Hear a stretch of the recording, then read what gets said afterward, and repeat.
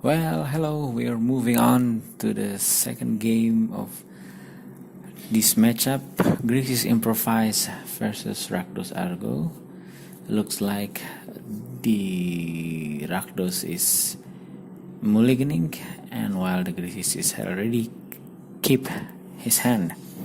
So already 1-0 for the GRIXIS.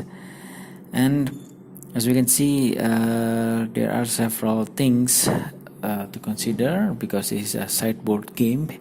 One of the things is maybe the RAKDOS will have more mid-range approach while having maybe a plenty removals like for destroying creatures -1 or something like that.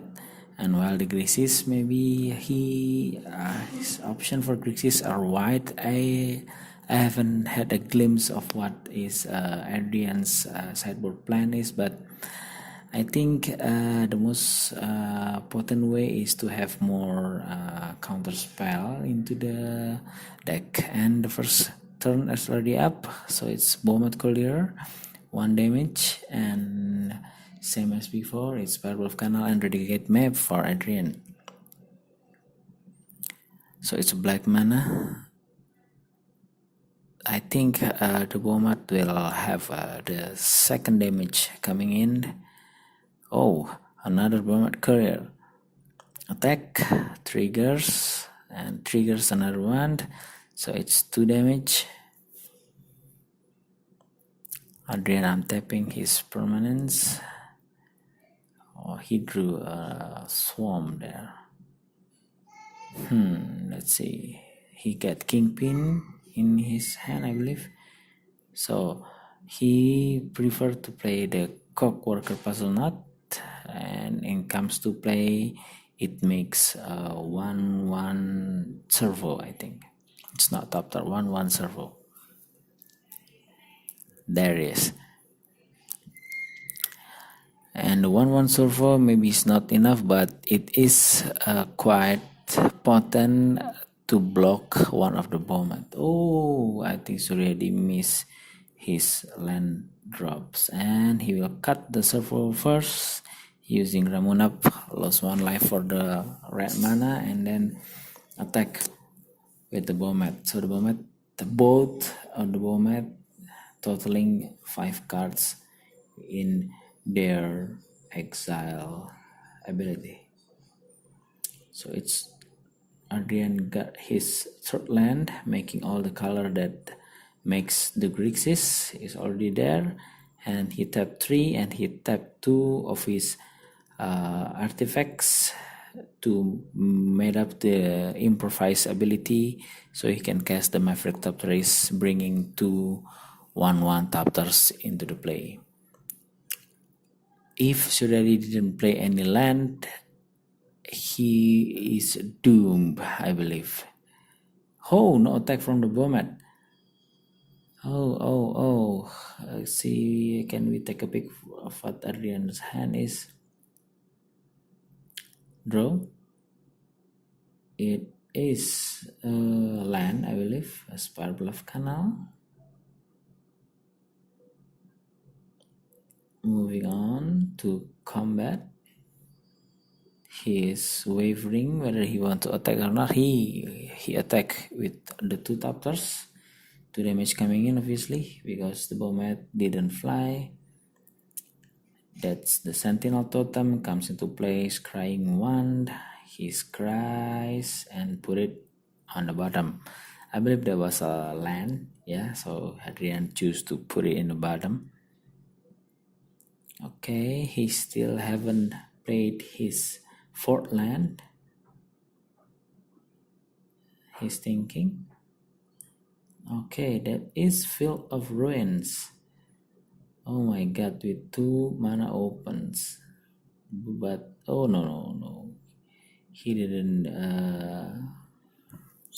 play to activate the ability. Instead, he tapped 2 mana for Prismatic Prism, which comes into play. You get to draw 1 card. So it's Suryadi's turn now. Oh, I think he didn't have the lens. This is bad. This is very, very bad for the Rakdos. He already smelled the loss.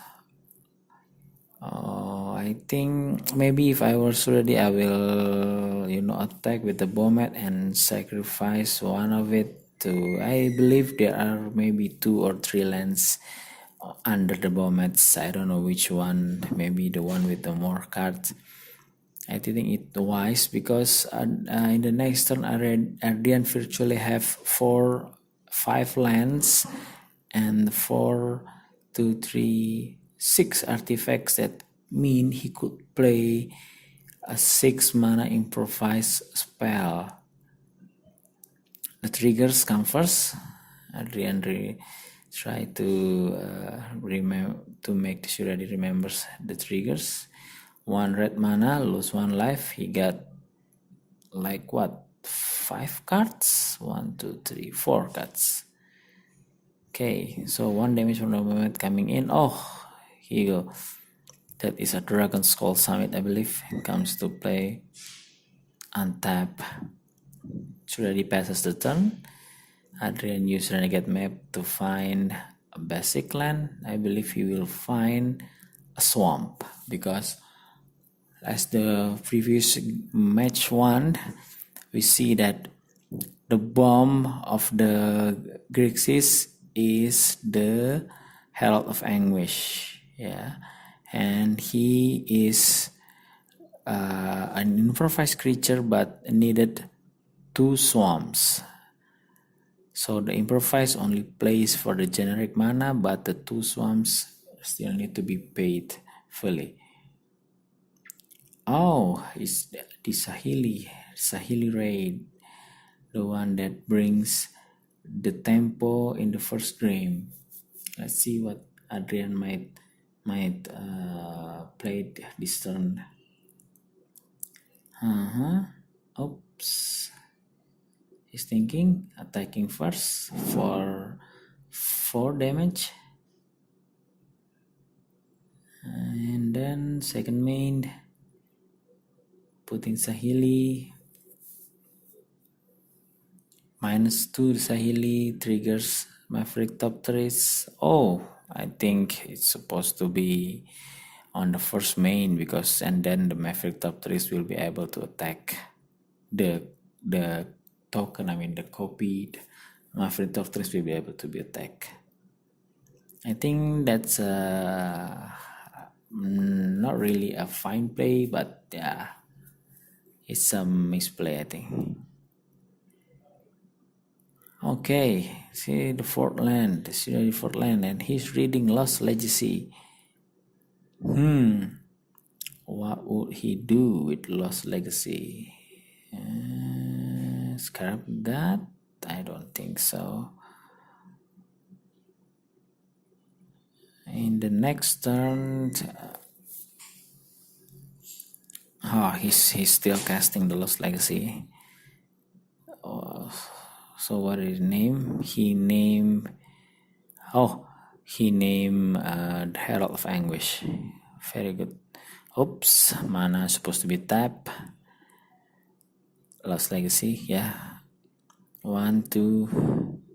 I believe there's 4 in there because that was the whole plan, the whole bomb of this GRIXIS deck.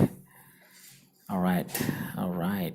So Herald is out of the picture, but I don't think Rakdos will survive this match because Adrian has 4 flyers and 1 2/2s, and one of the Sahilis +1 is deals 1 damage, so it's virtually 7 damage next turn unless he want to block with the bomb.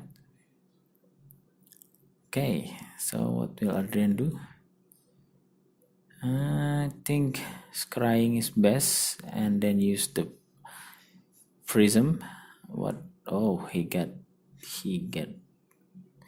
top trace. Yeah, I think he get Maverick top trace. Attacks for 4. No, attack with all.